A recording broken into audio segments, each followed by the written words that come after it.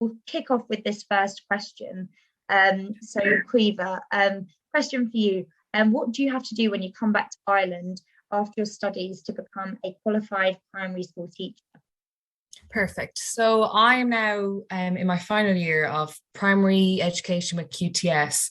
So once I graduate now in the middle of July, I have to do 2 years of teaching in a school in England. So they call it ECT, which is Early Career Teacher. It used to be NQT year, but now they've increased it to 2, as it allows students to get a bit more support for 2 years rather than just 1 year. So we actually think it's a great thing they've now introduced in September 2021. So now when I get a job in September, I'll get support from teachers or a mentor in the primary schools in England for an extra 2 years. And it also gives us an extra time to plan and everything. So once I have those 2 years complete here in England, or you can actually go anywhere except, well, I think you can go to Northern Ireland, but you can choose to do your ECT years anywhere. So I know people who went to, I think, Tokyo, for instance. You can pick anywhere around the world if you'd like to go anywhere different. And then I go back to Ireland, and there's an Irish exam in Maynooth, which I haven't fully looked into yet, but that is available for students who study abroad. Come back and do the Irish exam, and then you are fully qualified to teach and register with the Teaching Council in Ireland. Just one other thing, this St Mary's actually offered the Catholic certificate with religious studies, which is also a requirement to teach in Ireland. So I completed that in my second year of uni, and it's an extra course which St Mary's offer, and it's £270, but it covers, it's great that the university offer that for students, because I think it's more expensive if you apply for it outside of university. So it's, yeah.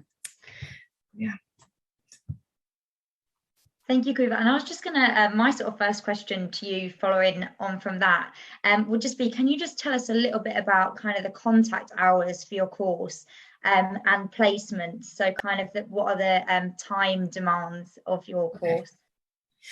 So first of all, with placement, I actually just completed a 3-week placement there in Ireland. I'm from County Mayo. So you're allowed to complete some of your placements in Ireland. So we have the enhancement placement, and then you have your assessed placement. So with our 3-year course, every year you're offered some enhancement placement, which is more of an opportunity for you to go into school and kind of focus on something that you'd like to focus on for those 2 to 3 weeks. So for instance, I said I'd like to do my 3 weeks in Ireland and just experience teaching in Ireland. And I absolutely love that. And then you have your assessed placement. So on the 14th of March, I have a 9-week block, Monday to Friday placement coming up for that ends at the end of May, and that will be formally assessed. So I'll have my link tutors coming in and maybe observing some lessons, and you're uploading all your lesson plans and so on onto an online website. But you, with the amount of placement that we get in first year, it is 8 weeks. The first 4 weeks are a Monday to Friday placement, full day. And then the 4 weeks after Christmas are for your first 4 weeks, it's a Monday to Wednesday placement. And then your last 4 weeks in first year is a Monday to Friday placement. And then in second year, you have an 8-week block, Monday to Friday of placement. And then you're offered the opportunity to complete the special needs placement, which is a 2-week one during the summer. So I completed my special needs placement the first week of June and did 2 weeks over here. And that's optional, but I would highly recommend it to anyone doing primary teaching. It was incredible. I loved it. And then you have 12 full weeks then in your third year of third year. And then with regards to the contact hours, this year, for instance, before Christmas, I had some weeks where it was maybe 12 to 14 hours. So you'd have your 2-hour lectures for your core subjects like your maths, your English, your modern foreign languages, PE and science. And then you'll also have some whole cohort lectures with, like, the core subjects are usually 20 to 25 students per lecture. And then for like your whole cohort, there's about 100 students in my year. And we'd have like professional studies, which would go through like assessment and loads of different things. So in total about, I would say 12 to 14 hours a week, but that really does vary, especially with COVID. It's hard to know when COVID is completely over, what will the contact hours be like in September. But I love going into uni and actually having face-to-face lectures. And I love for our course how there's small little groups that we have our core subjects with. So group of 20 doing your maths, English and MFL or science or PE. It's just nice because it's a lot of practical activities during the lectures and they're really, really useful. So yeah. Amazing. We've actually got more questions coming in the Q&A now as well. And the first one, and this might have been covered because it's not my field of area, so sorry if you have already covered this, but can you do the 2-year review in Northern Ireland? See, it's a new, the ECT year is a new thing now that's been introduced. So it used to be NQT. As far as I'm aware, I have been told you can actually do an ECT year, which takes 1 year in Northern Ireland. So once you do either your PGCE or your Primary Education with QTS 3-year course, you actually can do your NQT or ECT year now in Northern Ireland, just not in the Republic because they can't offer that extra support which you get everywhere else. Yeah. Perfect. And second question, I don't know if you'll be able to explain this. I can give it a go if not, but would you need to do a PGCE course after the primary QTS course? I presume that's a no because you're a qualified teacher after, is that right? Yes, yeah. So you do have the same qualification with your 1-year PGCE course or your Primary Education with QTS course. I have a few friends who I play Gaelic football with at university here, and majority of them have came over after doing a 3-year degree in Ireland, and now they're doing their 1-year PGCE course to be fully qualified to teach back at home as well. And they have the same, they still have to do their ECT year in, well, they can do 1 year in Northern Ireland, 2 years here, but it's the same qualification at the end. So yeah. Amazing. Thank you. We have another question, which is what are the grade requirements for A levels to do the primary education course? I can quickly check that out unless Rachel, you know off the top of your head. I believe off the top of my head, but we will double check this just to be sure.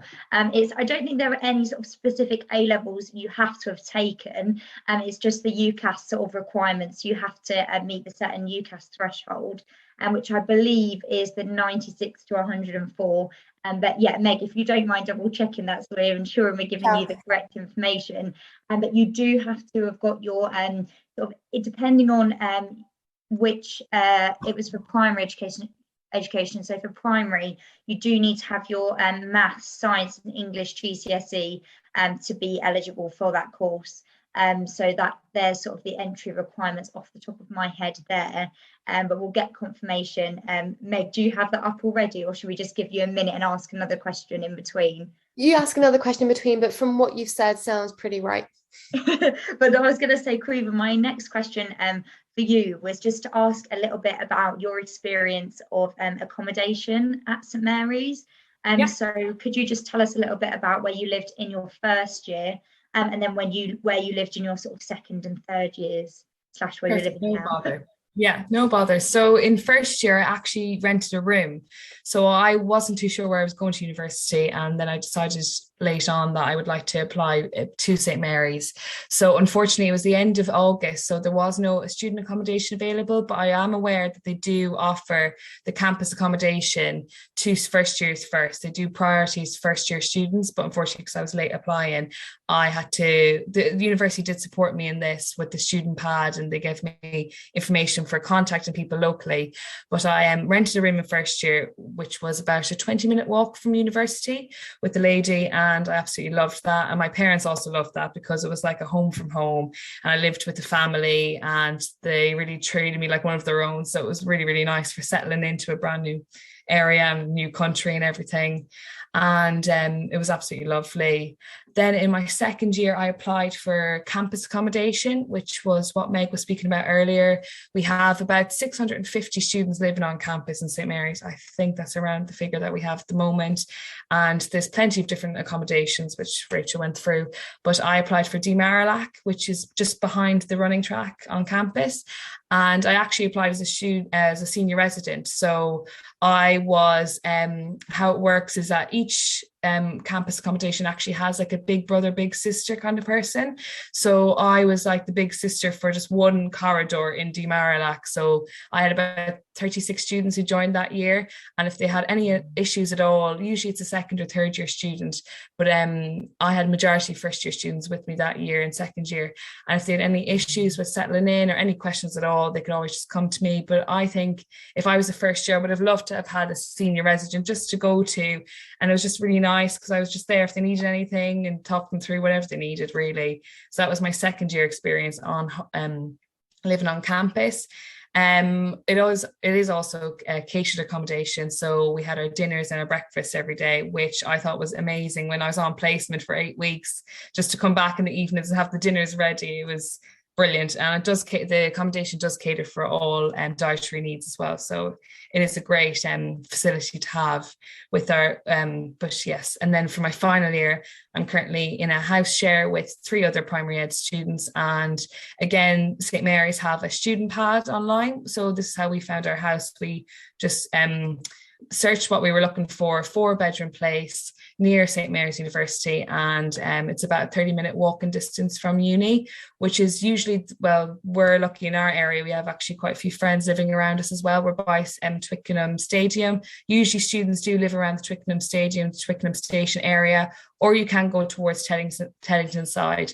My younger sister is living in Teddington side as well, and she is about a 10-minute walk from university. So it really does depend where you apply for, but the student pad is really useful on the website, on St Mary's website, just for finding accommodation locally. So yeah. Amazing. I've put the entry requirements for primary education in the chat. Any further questions on top of that, please do let us know. I'm quickly going to answer one question, which is St Mary's the only university in London, or are there other St Mary's? There is a Queen Mary's, that might be the other Mary's that you're thinking of, and I'm pretty sure there's a St Mary's in Belfast as well. So there's a lot of Mary's going around, but no, we are St Mary's in Twickenham, just to clarify. And Rachel or Caoimhe, I don't know if you can answer this one. How many subjects are counted to reach the 96 to 104 UCAS points in the Irish Leaving Certificate or Cert? Thank you, Meg. Yeah, I'll cover that one. I've actually got a slide coming up shortly, which sort of gives you that breakdown of what your Leaving Certificate grades would need to, what would equate to 96 UCAS points, 104 and 112. So hopefully that will give you a better idea. But obviously, if you do have any further questions, please do post them. But I think before we move on to the next section of the presentation, I do just have one more question for Caoimhe, and that is just, can you tell us a little bit about the extracurricular activities you've been involved in? So whether you've been involved with any clubs or societies, and if so, what kind of opportunities you've had with that? Perfect. Okay. So in first year, after we have the welcome week, which I actually had in first year, was called Freshers Fortnight. So I met lots of different Irish students that week. It was brilliant, and they held so many different events. So when I met Irish students during that week, I then joined the Gaelic football team, which was lovely. And there was I think we had about a team of 20. And then we went to Birmingham in first year for championship.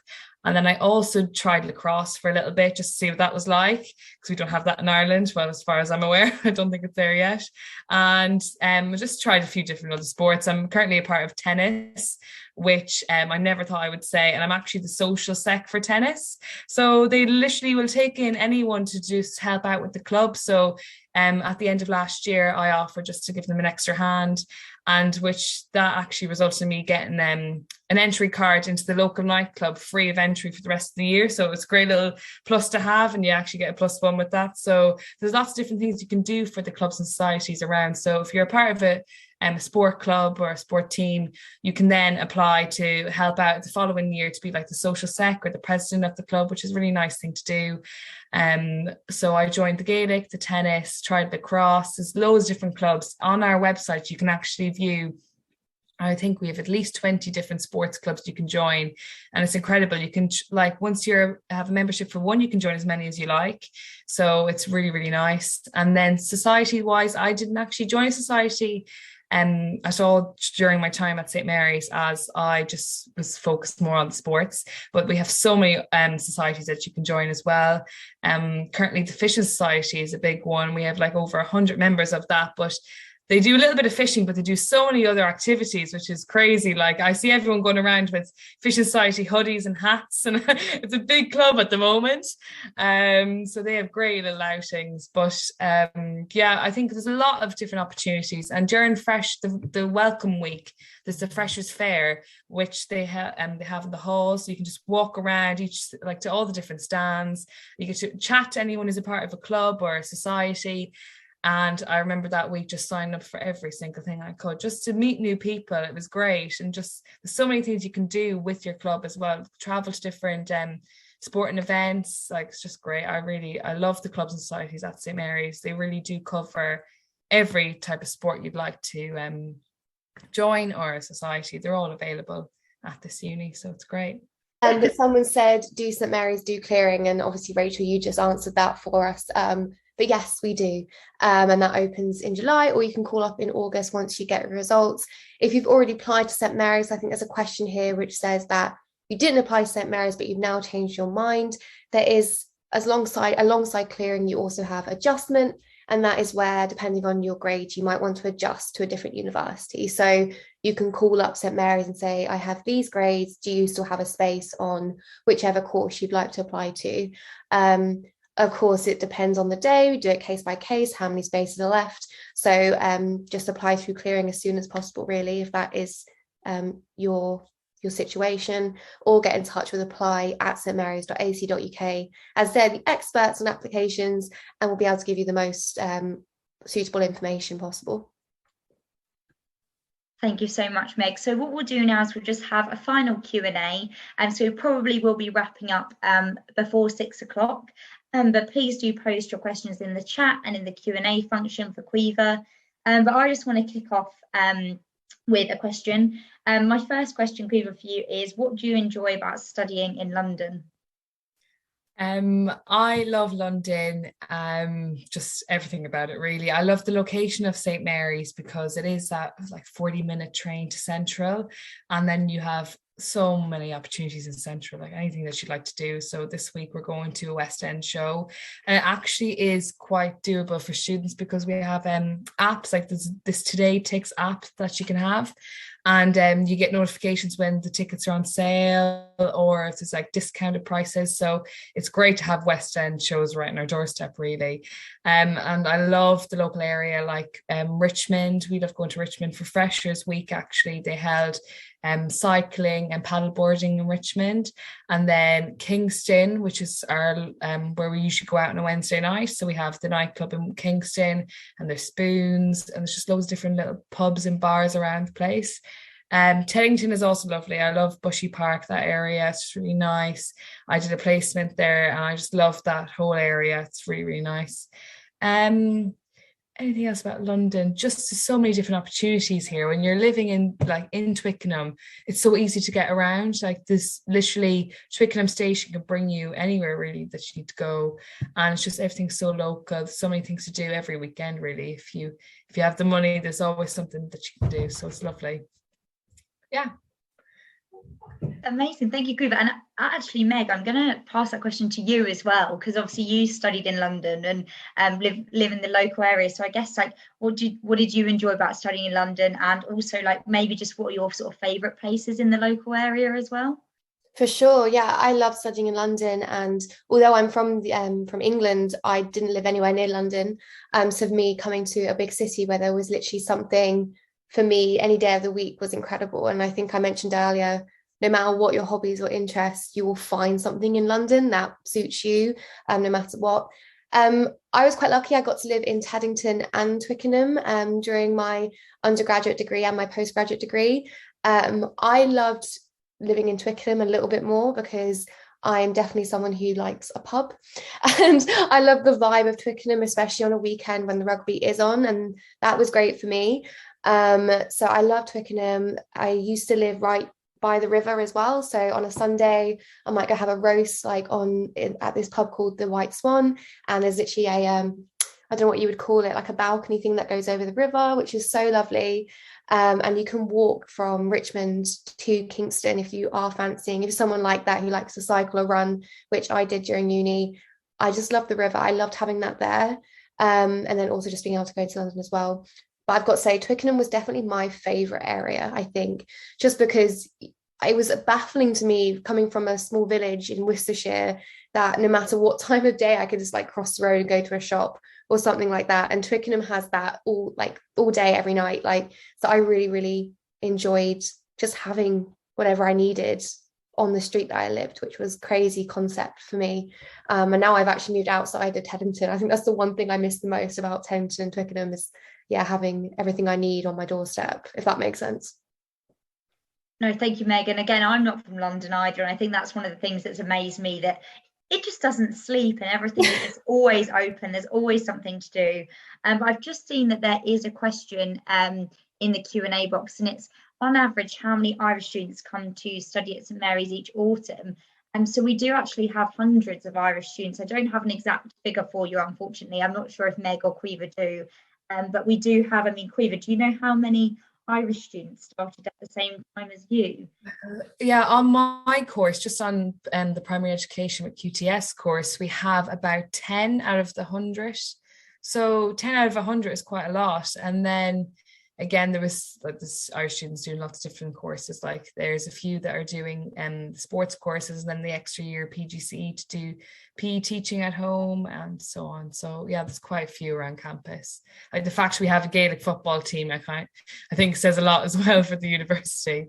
And it's not just Irish students on that team, but majority are Irish students. Yeah, I think during my course, I think also one of the student life president at one point was from Ireland. So I mean, the community of Irish students is huge, and it plays a massive role in just the lifestyle of St Mary's as well. So yeah, definitely loads of Irish students. Fantastic. And then Caoimhe, the next sort of question for you is kind of moving more on to having a part-time job at uni, because obviously I understand that managing your finances, budgeting is obviously a massive consideration when thinking about where to study. So my question to you is just, did you always plan work part-time? Well, can you tell us first of all a little bit about your part-time job, and then did you actually always plan to work part-time, and do you have a second job? A lot of questions there. It's okay. At the moment, I'm just the student ambassador. So I have actually applied for that in my first year.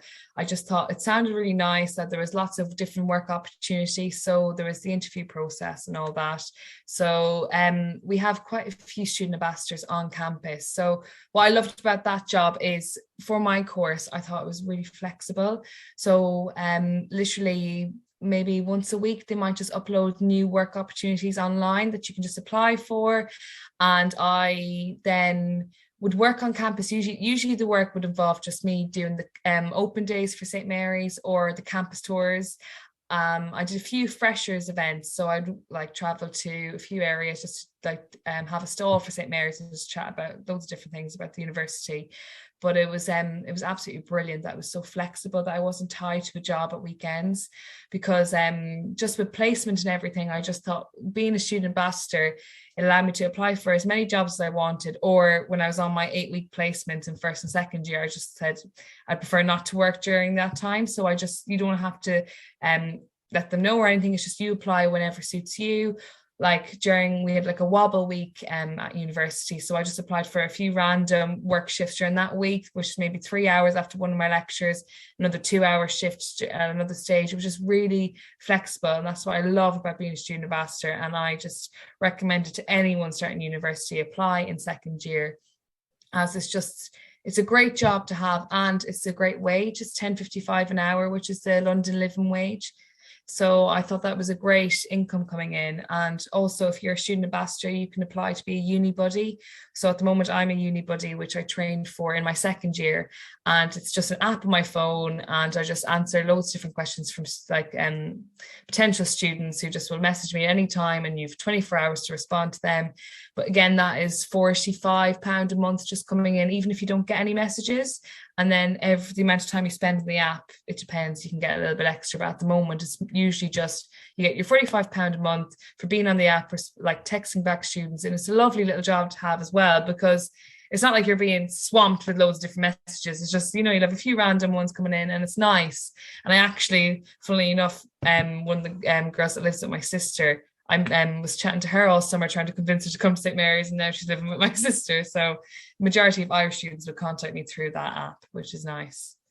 That is really nice. And actually, it's worth pointing out that if you have any follow-up questions for Caoimhe after this webinar, just head to our UniBuddy platform on St Mary's and look for her name. I think I'm the only Caoimhe, so it should be easy to find. For sure. Yeah. Another question is kind of two parts. So someone's asked, can you catch the bus to Heathrow from outside the university? You can catch the 285 to Heathrow Central, which is down the road from the university. But someone has asked Caoimhe, like, what route do you take personally to the airport and getting home, and how is that logistics wise? So my local airport would be Knock Airport. So that's about a 40-minute drive for me at home. But that only flies currently into Gatwick or Stansted. So I prefer if I fly from Shannon Airport to Heathrow, just because one of my housemates has a car and she would usually drive, because it is only a 20-minute drive to come pick me up and back home again. But before I lived in this current house, I would usually just either it's quite straightforward. You can either get a bus back to St. Mary's campus from Heathrow, which I think would take, with the buses, it would maybe take, I think, about 40 minutes. But it does depend, obviously, on the buses. They're all different. But I'd usually fly into Heathrow and then about a 40-minute bus journey back. But it's usually straightforward. And to be honest, Google Maps has got me through it up to this stage. So I don't even think you need any of the fancy apps. If you just put in Heathrow Airport back to St. Mary's University, you'll get there in no time. It's great to have that airport on our doorstep. I think it's brilliant. Just, it's easy to fly over and back. And with regards to the flight prices, so if you book in advance, so for like with primary education as well, you have your midterm breaks or your half terms and your Easter holidays, so you kind of know when you can fly home for those. We even have Reading Week as well, so there's a time before Christmas where you can just fly back for a week if you'd like to. So it's nice, it's easy to fly over and back. Like, I have friends in the south of Ireland who it takes them longer to get back to where I'm from in Mayo than it would for me to go flying from London to Mayo. So it's crazy, but yeah. That's fab. Yeah, thank you, Coop, for that. And I guess my final question, and please, obviously, Meg, if you've got any more, do ask them. And again, if you've got any final questions, please do post them in the chat. And obviously, like Meg said, you can always find Caoimhe later. But it was just, I just wanted to sort of touch upon you sort of settling into uni. So when you did have that kind of first journey coming over, like, had you, first of all, the two parts of this, had you visited St. Mary's before you decided to study here? And then how did you find settling in when you actually came over for your first year? Okay, perfect. So because I applied late, I actually did the whole interview process late. So I interviewed there and you had to come over to St. Mary's to do it in person. So I flew over at the end of August, had my interview. They responded about a week later to say I could start mid-September. So it was all very quick, the whole process. But I flew over then again. So I came over at the end of August with my mum to do my interview. And then 2 weeks later, I moved over then into the house, into the room I was renting in the family home. But it was quite straightforward flying over, and then my uncle picked me up and brought me to the house where I was staying. But other than that, settling in wise, it was quite easy with regards to that. They held so many different events, because like the university is just great for meeting people. They just held so many things during that Freshers Week. And then it was Freshers Fortnight when I was in first year. This year was Freshers Week. But moving over, you had a second question, Rachel, was it just about regards, sorry, moving over and then... Yeah, no, I think you touched upon it. Yeah, just how you found settling in, I guess, when you did arrive. But I think you've pretty much covered that. Brilliant. Okay, because it was just really, like, even with the course itself, the very start of it was all just kind of getting to know each other, icebreakers, and just building those relationships within your course as well, and where you were living. But yeah, I'd highly recommend living on campus for anyone who's thinking about studying at St. Mary's, just for your first year, because you have that chance to just meet so many, like, loads of people. But if you don't live on campus, you can also attend all the different events that the uni hold. But, yeah. Cool. And thank you. And Meg, did you have any final questions before we sort of wrap up? I don't think I do. I think the questions that we've been receiving throughout the last hour and a half have been amazing. So thank you for sending those in. I don't have any final questions for Caoimhe. So yeah. No, I mean, I guess my final question to you, Caoimhe, would be, is there anything else that you'd like to add that you feel we haven't covered that would be really beneficial for students thinking of studying at St. Mary's to know? No worries if not. I'm just trying to think now. I think that's pretty much everything. I would just say it is just brilliant, and they're very supportive. also actually with the regards to personal tutors, I think that is a great thing that the university have.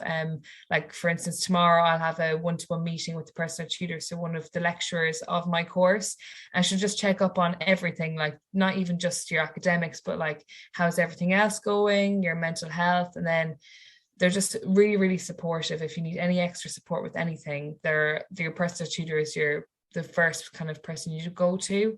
So it's just great to have that person that I can ask about anything, not just university work. It's lovely. Apologies. That is one of the biggest things I do think, is knowing that that support is there, and when you are paying that tuition fee, it does cover that support. So yeah, I hope that's a takeaway, because I definitely knew when I was looking at universities, I wasn't aware of all of the support that is available. So it's really important to be aware of that. But just from me, I just want to say a massive thank you for attending today's webinar. And just to let you know, a recording of the webinar will be emailed to you tomorrow. And I'm also going to attach some sort of key links that are linked to some of the questions that were asked earlier. So I'll include email addresses for our study abroad coordinators, PGCE staff at St Mary's here as well. And so if you are wanting to explore any of those routes further, you've got the email addresses of the correct people to contact. So it's just a massive thank you from me. Hope you found the session beneficial, and we hope to see you at St Mary's in the near future. Yeah, so, thank you. Thank you very much, everyone, and thank you so much as well to Meg and Caoimhe as well for just delivering such fantastic information to you all today. So thank you.